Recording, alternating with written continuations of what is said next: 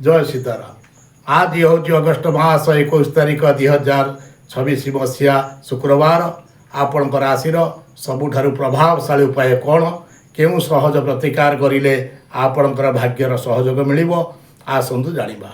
मेष राशि आज हनुमान को सिंदूर अर्पण करी ओम हनुमंत नम 11 थर जप करंतु।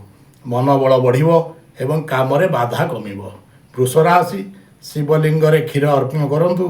मानसिक शांति और धन संबंधी चिंता कमी पारे। मिथुन राशि गाई को आज सबुज घास खुआंतु। कार्य सफलता और भाग्यर सहयोग मिल।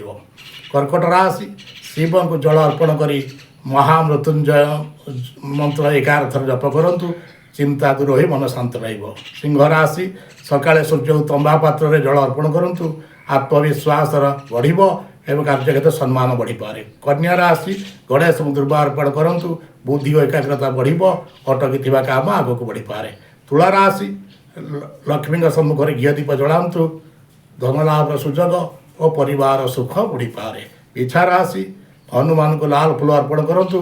नकारात्मकता कमिबो एवं साहस बढ़िबो। धनुराशि गुरुवार परंपरा अनुजाई हलदिया द्रव्य दान करंतु।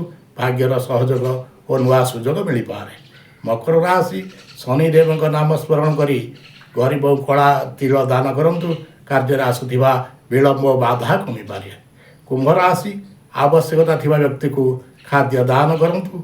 मनरे शांति आसीबो और शुभ कार्य सफलता आशा बढ़िबो।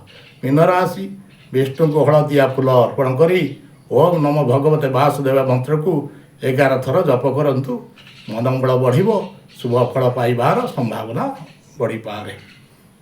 सीताराम कृपारू आज दिनटी आपणकर मंगलमय हो यही कामना सह आज रहुछि। धन्यवाद। जय सीताराम।